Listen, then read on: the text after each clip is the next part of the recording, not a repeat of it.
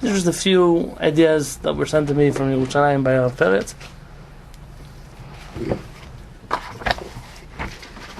That's how we go through them. So the first is a new book. We finished Shemot, we finished Bereshit. We're up to Vayikra.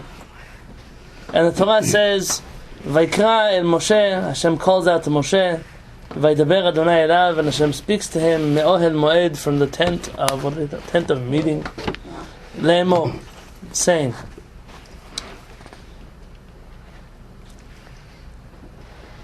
Now there are a number of midrashim that go on here about why Vayikra. There's a small aleph, all kinds of things like that. I didn't come to speak about these things that are already famous and you've heard them before. But instead of something else, our rabbis tell us in Masechet Yoma, in Tractate Yoma, on page 4b, Chachamim tell us, Lama hikdim kriya l'dibur. Why did Hashem first say Vayikra el Moshe? He calls out to Moshe, and then Vaydaber Adonai elav moed moed. Then Hashem speaks to him. Lemo. Very good. So why did he do this? Limda Torah derech eretz. The Torah taught us derech eretz. What is derech eretz? The right way to behave. The right way to behave. Proper etiquette. If you come into a house, you need to announce your... Oh, very good. So these are the similar halachot. Shelo yomar adam davar lechavero ela im ken koreu. You shouldn't say something to your friend until you've called him first. There's on a very simple level. Very often people will say, I told you Shabbat Shalom, why didn't you answer me? I didn't know you were talking to me. Say my name. Hello. Get my attention before you say something to me. That's how people say things into the air. They think, I said them, then it counts as something. What do they say? They, husband and wives, very often they fight about whether they say, I love you enough. Say one lady finally after 20 years she tells her husband, I don't understand, you never say I love you. And so he says, listen, I told you I love you once 20 years ago. If anything changes, I'll let you know. But the truth is that sometimes I see people that leave the house and they're not talking to anybody. Say, I love you. And who are you talking to? You want that word to mean something. The door doesn't care if you said I love you or not. So say whoever's name it is, your child, your parents, your siblings, your wife, your husband. Make sure that you call them first. But there's another level, and that is very often when someone calls you, or they speak to you, or they reach out to you, they want something. They have something they want to tell you, and it's important. It's important not to just. It's important not to just do it. Not to just say what you came for. I'll give you an example. You're coming to give somebody news. Good news, bad news. Doesn't make a difference what kind of news. First, prepare them. Rachel said, prepare. That's the good word. To ease into the conversation. You don't call with sudden news. You don't speak to a person and say, hey, how are you? How are you doing? How's everything? And then maybe say what you want to say. There's a similar halakha. Rabbi Shimon Bar Yochai says that he hates, and it's a strong word, soneh, I hate, whoever comes into a home and does not knock on the door first. Rabbi Shimon Bar Yochai is a famous teaching. Or Chachamim say in their words, Le'olam al yikanes adam pitom lebet chavero. Our rabbis tell us in Masechet Derech Eretz that a person should not just come and enter someone's house just suddenly. Is this even possible today? Most people lock their doors. Most people lock their doors, they close their doors. When I lived in Israel, so it was like you just walk into people's houses, especially where my aunt lives. It's an aunt and a grandmother and another cousin. They all live in the same little block. So you walk in and out of each other. It's like you own the other one's house. You walk in and out and back and forth. The truth is, you have to knock. You have to knock. And where can you learn this derech eretz from? Hashem. From Hashem. Where did Hashem knock first, so to speak? Here. Well, here, obviously, but this is not going to be my proof text. I'm trying to prove that this is what Hashem is doing here. Shamad at Petach Hagan, Hashem stands at the entrance of the Garden of Eden. V'kara lo la'adam, and he calls out to Adam Arishon. Shneimar v'ikra Adonai Elohim el ha'adam v'yomer lo ayeka. Hashem calls out to Adam, and then he tells him again. He calls out, and then he tells him, ayeka, What are you up to? Now, rabbis tell us already this word ayeka, Hashem is giving him a chance to explain himself. Hashem wants, like, what's wrong with you? What's happening with you? Before you accuse someone, it's best to ask them, what were you thinking? This happened, that happened. What were you thinking? Sometimes you'll be surprised at the answer. Maybe it's something you didn't think about. It's another option you didn't. Right. A person shouldn't not just accuse. Obviously, you shouldn't accuse other people, but to make sure that you give a person a chance to explain themselves. As a parent, as a teacher, it's very important. As a friend, even more.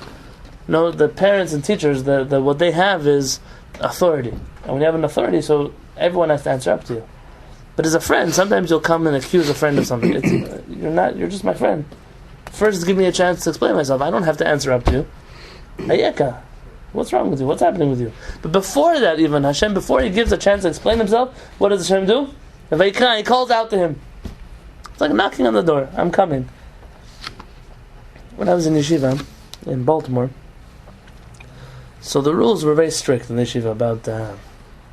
What's a problem when you have dorms and students that live away from their families and all kinds of situations that are not good and healthy, and they have to have proper educators who know how to make those situations work to the best of their abilities. For example, when I was in yeshiva, there was never allowed to be 2 boys in a room. Always 3 or 4 or 5 or 10. Never 2. You never want to lead to any kind of situations. Teachers were not allowed to come back to the dorms. It's not their job. There were certain rabbis that their job was, they were dorm rabbis, and they were only there for certain times, and there was a certain check and balance system that was put there that was very healthy. And there was one rabbi, Rabbi Aaron Tendler. He's Rabbi Yosef Tendler's son. He's a big Talmid Chacham. He's a Dayan in Baltimore. Not the Rabbi Aaron Tendler from. There's some other Rabbi Aaron Tendler that had problems. This is a different one. Rabbi Aaron. Cousins? I don't know exactly the relationship.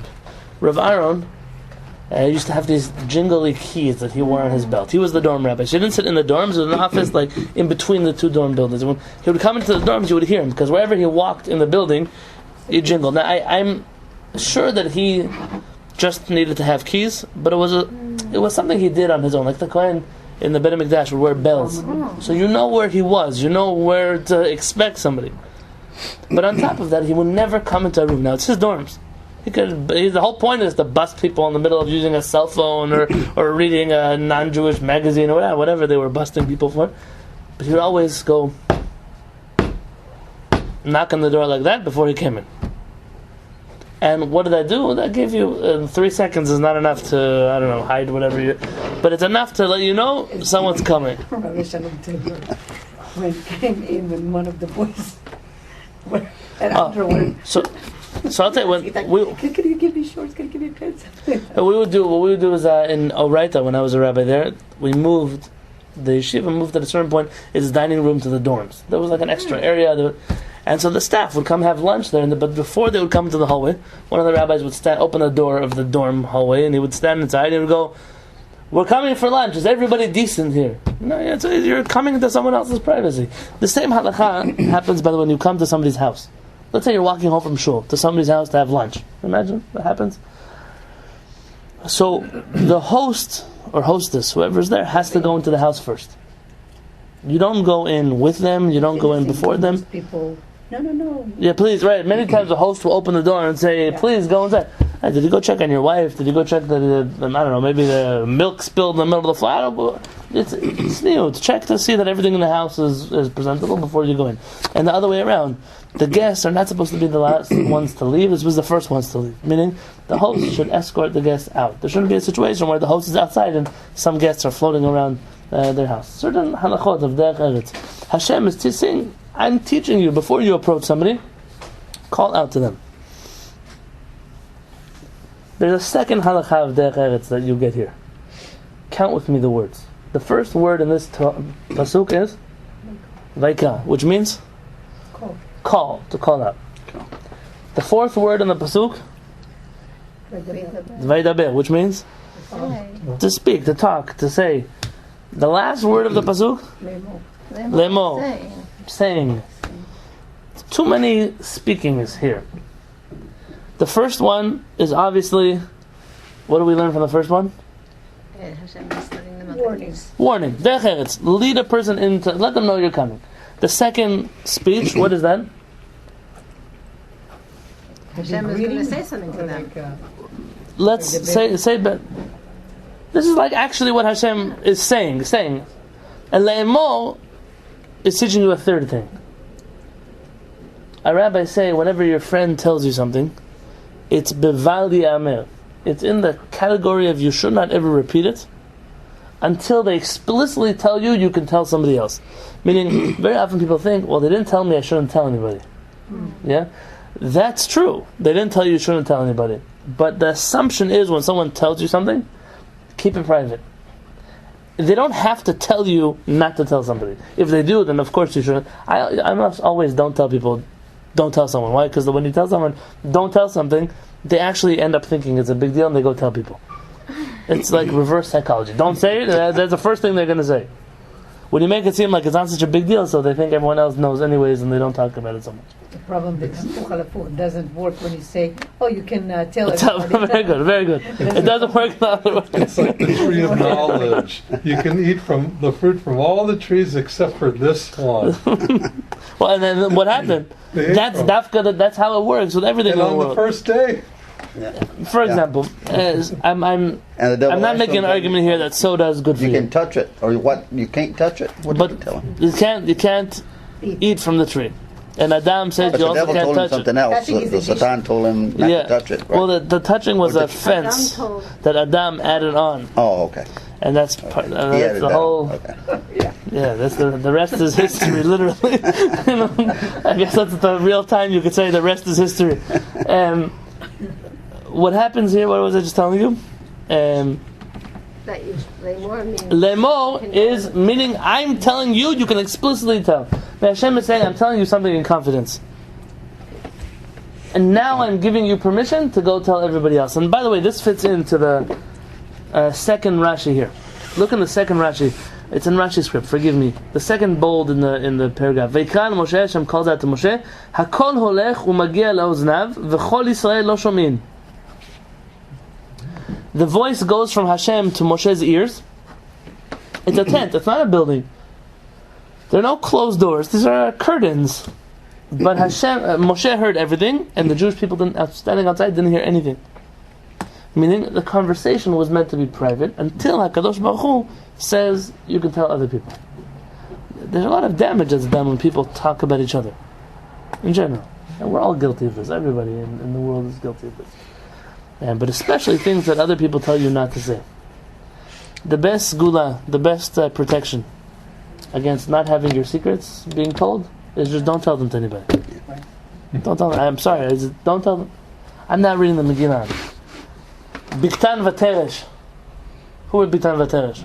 The two guys who were plotting to kill Right, the two guys were plotting to kill the king. They were standing b'Shaar HaMelech. They're standing in the gate of the king, plotting to kill the king. Now, what was their comfort? Why were they feeling so secure? Language. They spoke a different language. So I can speak as loud as I want. Who understands me here?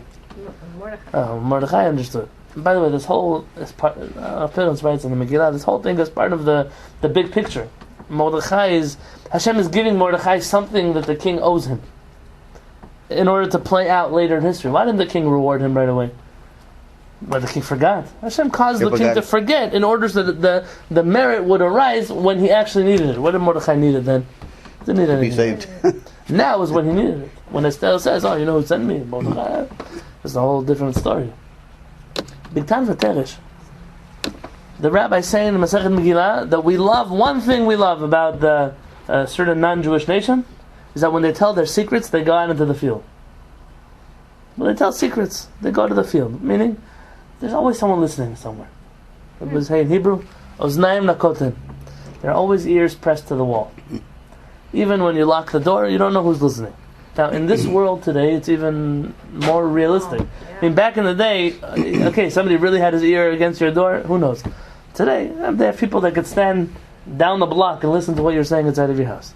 You make a phone call and it's being recorded somewhere and there are words that are being picked out of it. You put something in your Google and then somewhere in some building it's being recorded that you did it. How much more so? You look now, all these politicians, they sent emails, they didn't mean to send them, whatever it was that's happening. It's not a world where you can deny things anymore.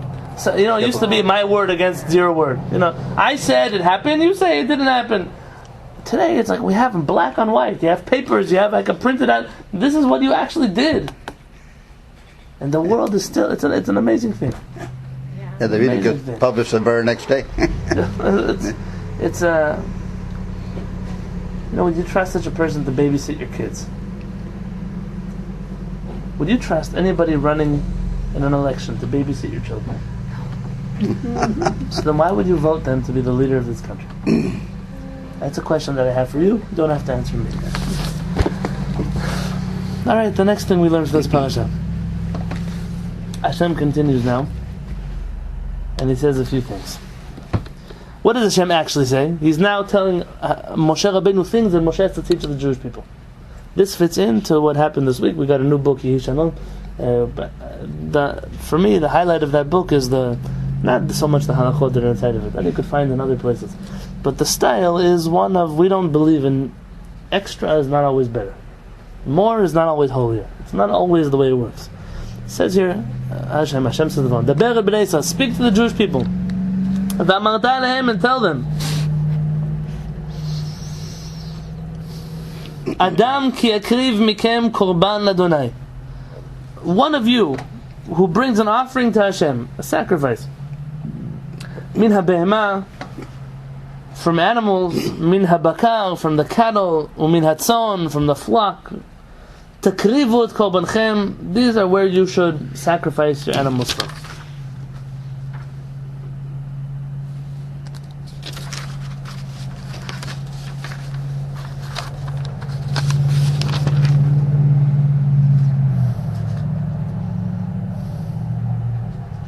Go to the next 548, page 548.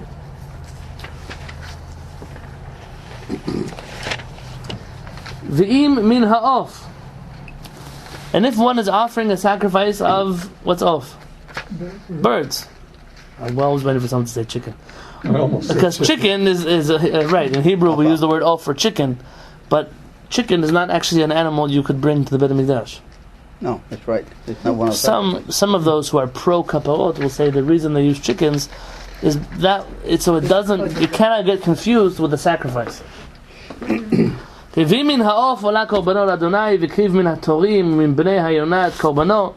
He should bring his offering from turtle doves or from young doves.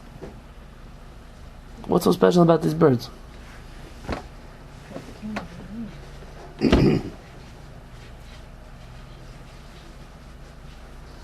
What's so special about these birds? They're pretty much like very innocent, harmless animal. Okay, now go to the next paragraph. V'nefesh, and when a person offers ki takriv korban mincha l'Adonai, when a person brings a meal offering to Hashem, meal not like food, meal as in grains, solet yeh korbano, his offering shall be a fine flour.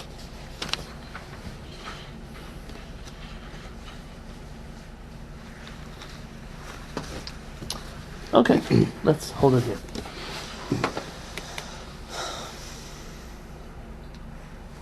Do you know why people are not observant of Torah and Mitzvot today?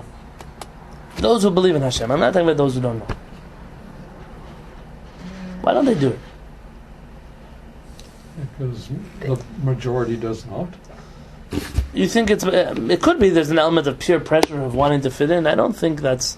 Because I think there is from the religious camp there is this thing that it's all or nothing. Like if you don't, you might as well don't do it. Oh, very good. So there is this attitude of, why bother keeping Shabbat if you don't need kosher? What is one? Right now I'm doing Shabbat. Next year I might think about kosher. We have this attitude of an all or nothing, but more on that line. Let's go. That's true. You're saying that there are people who are observant who are not. They believe in Hashem. They come to the Beit Knesset. They actually. Why don't they keep kosher? Why don't they actually make the effort to observe Shabbat? Some people think that it doesn't make sense and they read about it and they... No, I'm talking about people who believe in Hashem. They believe in the mitzvot. They don't deny that these things are important. Well, believing in Hashem and believing in the mitzvot, there are two different things. They believe in Hashem and in the mitzvot. I would argue, by the way, that you can't believe in Hashem and not believe in the mitzvot. I know that people would like to say such a thing, but the mitzvot are Hashem's word. Yeah. But a lot of people say that it's quite amazing. Maybe they think that it's too I'll tell you complicated. what I've discovered over the years. I used to think, oh, very good, yeah. I used to think that it was because it's not meaningful to them, it's not spiritual enough to them, and there is an element of that. But the real answer that I've discovered is what you say. It's complicated. And it takes planning. It's too hard. A lot of planning. Yeah. Too many rules. It's very difficult. It's too restrictive. I've heard that so many times. Very difficult. Restrictive is different than difficult. Yeah. But they're similar. They're cousins of each other. People think that to keep kosher, you know what it means that we have to do now? They have the ability to give up what they're eating. That's not the problem that's bothering them. Yeah. But keeping kosher today is a whole world of itself. All my dishes in my kitchen I'm going to have to throw away. It's the first thing they tell you when you want to keep kosher. I have china from my grandmother. I don't want to throw it away.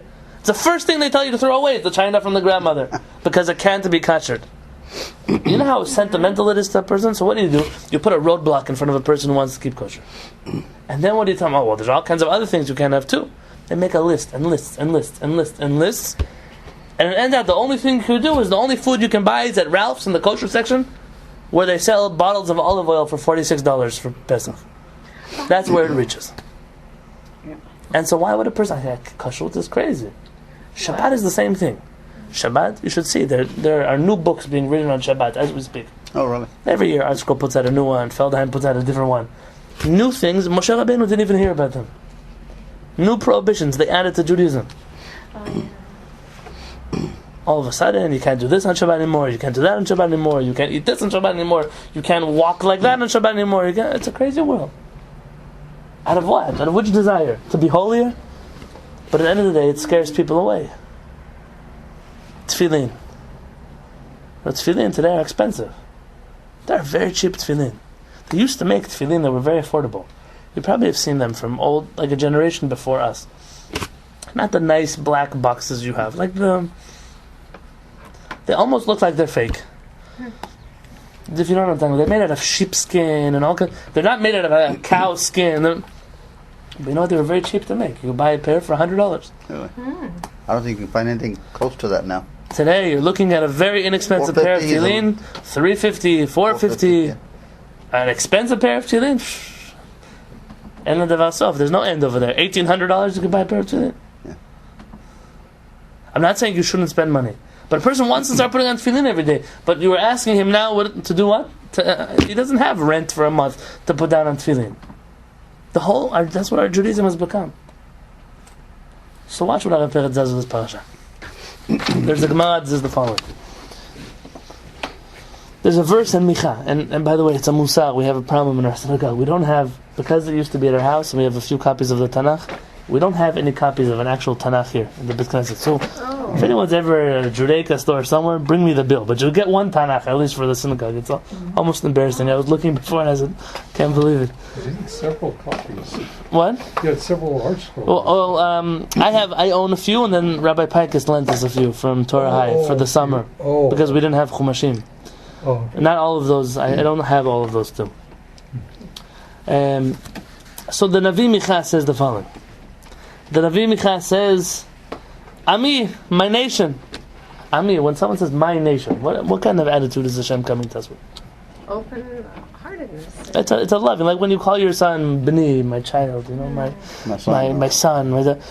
Maybe in some languages, son, that means you're in trouble. But here, Ami, my son, it's, Harav Kuk, Alav Shalom. And when his mother passed away, he was sitting Shiva. And a rabbi came to be Menachem. They came to comfort him. And they said, Rav Kuk, what do you miss about your mother? And Rav Kuk said, you want to know the one thing I miss? He said, everyone calls me rabbi. He said, some even call me Maran Harav. In his life, people would call him our master, the rabbi. He said, some call me the Rosh Yeshiva, some call me the whatever names they want to call me. So she was the only one who could call me B'ni, my son. He said, I lost the last person in my life that can call me my son. It was broken. Ami, Hashem says, my children, my nation, my people. Ma asiti lach. Micha, the prophet says, Hashem says, what did I do to you? What did I do wrong to you that you hate me so much? Uma, I don't have the exact nekudot. Maybe Rachel could help me out. Hilaticha, hey lamed aleph taf yud chav. Like, what did I do wrong to you? What did I tire you? B'ma yafti otcha. The word is like, what did I do to wear you out so much? Anebi, answer me. So Hashem, tell me what I did wrong to you, and I'm happy. I want to hear what I did wrong. And Hashem is feeling the Jewish people they're not serving Him, they're not in touch with Him, they're not speaking to Him. And Hashem's first reaction is, maybe I did something wrong. Maybe what I did was terrible. Hashem, I'm giving you a chance. Hashem, you know what kind of humility you have to have as a Hashem, not as a king, as a person, as a parent, as a God. Say, what did I do wrong to you? Say, answer me. The rabbis here in the Gemara tell us, Amar HaKadosh Baruch Hu Yisrael. It's a psikta, the Rav Kahana. It's here. Hashem says to the Jewish people, Eser behemot teharot masarti lecha. There are 10 kosher animals in the world. 10 kosher animals. Do you want to count them? I don't know all of the translations, but you have an ox and a cow and a goat and a sheep and a deer and all kinds of, a giraffe, whatever animals would go into this category. It says, Gimel birshutcha. 3 of them you own in your house. Ox, sheep, goats, you own those. They're in your backyard. No, maybe not you, but they're in your backyard. So the other ones, you have to go hunt to the desert for them, find them in the jungle, wherever you have to find them. It's not easy to get them. Says Hashem, Hayim itrachti alecha sheteh machzir beharim uvebekaot. Did I make you burden to go look in the rivers and in the oceans and the valleys to find these animals? Kadesh tavi korban me'elu she'enan b'shulcha. Did I ask you for an animal that's not on the list? V'halo lo amarti ela ma shebershutcha. Said, I asked you to bring me the animals that you have in your house. Hashem is saying, when I decided to accept sacrifices, I asked you for things that are readily available to you. I don't want you to expend yourself, to waste your time, your energy, your effort. That's not the point in serving Hashem. Can you imagine if somebody would stand up in front of the Beit Knesset and say, to be Jewish is not so difficult? Imagine such a thing. Because he's crazy. Clearly he didn't read what I read last week in the newspaper. In that Jewish magazine I get in my front door. All of a sudden orange juice isn't kosher anymore. Do you know? What? They discovered bugs inside of orange juice. So you can't drink orange juice anymore, even with the kosher. Are you serious? The store-bought orange juice. It's not true, but it's everyone comes up with his own thing. So now you can't have strawberries anymore, you can't eat broccoli anymore, you can't have spinach anymore, you can't eat asparagus anymore, you can't have orange juice anymore. Soon there's going to be nothing left to eat. To give him more time. Now it says, notice what happens here in the Torah. So what about the person who doesn't have enough money to bring? You know how much a cow costs? I don't know the actual cost of a cow today. Anyone know how much? In 2,000 or 3,000. A regular 2 years or younger, between a year and a half, 2 years. Yeah. 2,000 or 3,000. $2,000 or $3,000. Yeah. Oh my gosh, like buying a used car. It's like feeding, that's a lot. Very good. It's feeding. They get these skins from the dead animals in the factories. It's not even. Oh, really? So what happens here? Hashem says, I'm letting you take from these animals, and if they're too expensive for you, so what's the next step up? Birds. What is special about these birds? I asked you the question, and you didn't give me an answer. Now, when you know my theme. They're kind of loving. Doves, and how were they? Turtle doves? That was the pigeons and turtle doves. What did they say here? Young doves and turtle doves. Okay, so what are they? They're gentle birds. They're not. Tell me better than that. What does it help me that they're gentle? Have you ever seen doves in your life? They're not birds of prey. Yeah, they just sit there. Doves are not considered to be gentle. They're not gentle birds. Actually, it's funny they're the sign of peace, but they're because of the Noach. But they're not good pets to have. For example, No. magicians who have doves will tell you. Maybe they're a lot in numbers. Or? Well, first off, they're readily available. You ever been to Yerushalayim? Everywhere you go, you have these animals. Everywhere you go, you have them. But tell me you know how easy it is to catch them? No. They're not such quick birds. They're big. They're like clumsy a little bit. They're just if you ever seen how they trap them, like a little basket you can drop on them. They're not so difficult to catch. Says Hashem, you don't have enough Well, says Hashem, you don't have enough money to buy a cow, to buy an ox, to buy a sheep, so just walk into the street and find yourself a turtle dove. I led you. And what if you can't even do that? So you take flour. For no flour, who here doesn't have flour in their house? In the house.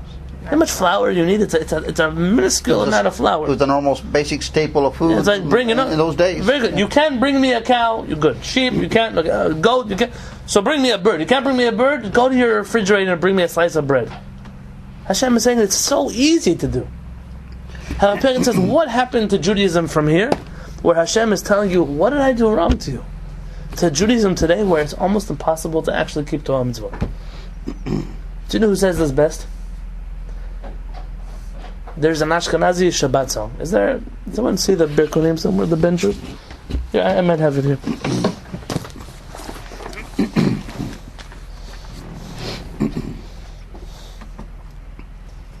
No, they don't have songs here. Okay, can I have a Birkon from there, please? Barry, what is that? Looks like a key that you put there. It's a memory stick. Oh, it's what it is? It's interesting. It's so different. Yeah. Okay, thank you. The song here, there are many songs that Ashkenazim have in the Shabbat bench that are very beautiful. The words are very powerful. I think they call them a Shabbat day song. Here.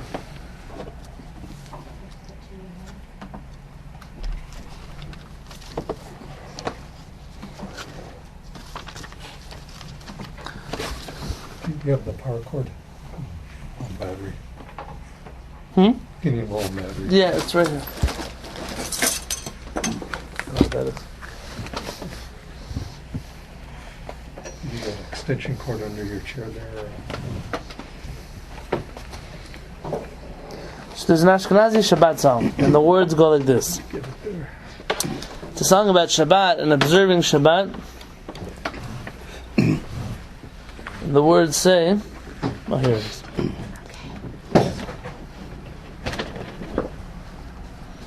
This is if a person is able to observe Shabbat, they should be praised many times. And already here in the times of the writing of the song, keeping Shabbat was almost impossible. And the author of the song says, if you are one of those few people who actually keep Shabbat and are able, saying, it's not that you don't keep Shabbat. From the people who are actively keeping Shabbat, says the song, very few people who are actually fulfilling all the obligations. Judaism has become difficult. So what about those who get upset at the rabbis and all their offenses and the Talmud? Well, Peretz taught us one thing about the rabbis of the Talmud. Only somebody who's Yetzer Hara really hates the rabbis of the Talmud thinks that the rules the rabbis made in the Talmud were difficult.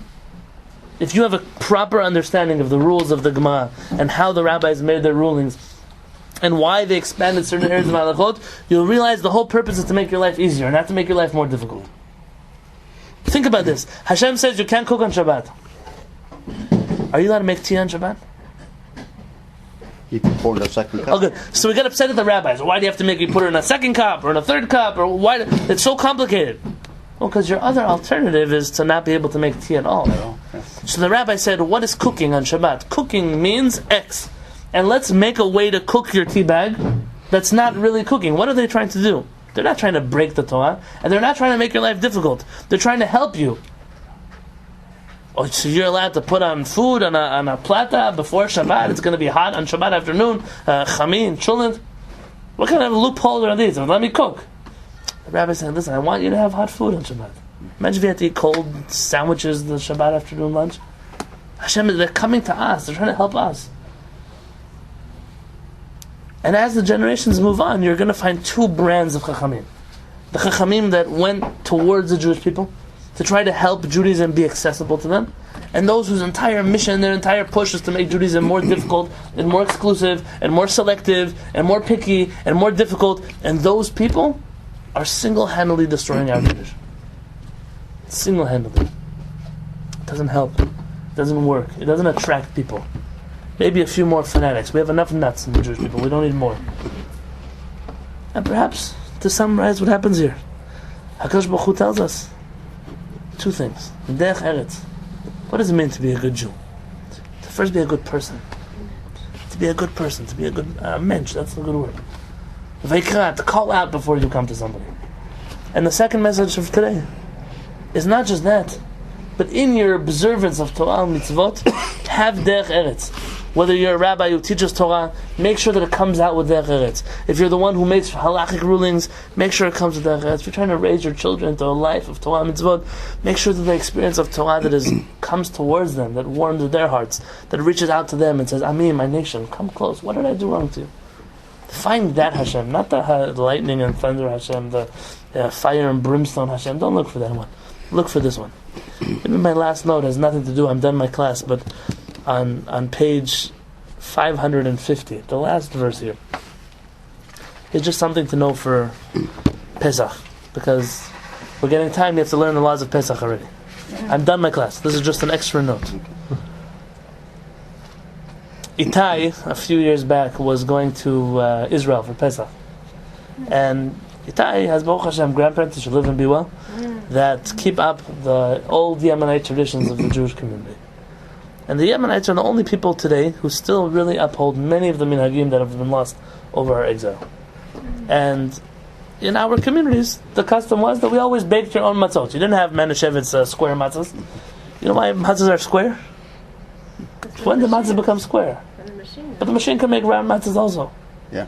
To fit in the boxes. To fit in the boxes. When Manischewitz paid some rabbis. Oh, very good. You were in my father's class in Shavuot. Very good. To fit in the boxes, meaning it's a commercialized matzah product.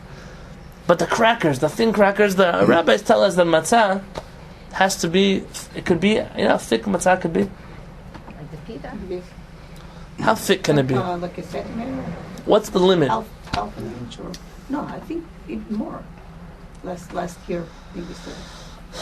Our rabbis tell us it cannot be bigger than a tefach. A tefach is the size of your fist without a thumb, so 4 fingers. What? That's the thickness allowed for a matzah. That's pretty thick. But And tell me further. Our rabbis have a famous question. What happens if you have a matzah and it falls into a bag of challah, and now you don't know which one is matzah and which one is challah? Are you allowed to choose one out and say, oh, this is matzah? Or do you assume they're all challah? Could you imagine teaching a group of kindergartners today? Imagine if your matzah fell in a bag of chalot, and now you don't know which is a matzah, which is a challah. They're going to tell you, you're crazy, you don't have eyes, what happened? You can't see what happens here? You can't see what's the square and what's a brick? They look like the same thing. Challah and a matzah look like the same thing. Originally, it's like, imagine, do you know what a lafa is? A lafa is, they wrap up your shawarmas in them. Imagine like a burrito wrap tortilla, but thick. Oh, very good. This is the pasuk here. The pasuk says, "Kol hamincha," any meal offering, asher takrivu ladonai, that you bring to Hashem, lo teaseh chametz. It cannot be leavened. It cannot be made from chametz. Really? Yes. None of the offerings, the bread offerings that were brought in the Beit HaMikdash were chametz. No. They were all made out of matzah. Which is why, if you remember the Manishtana, all year long we're eating matzah. Remember that verse?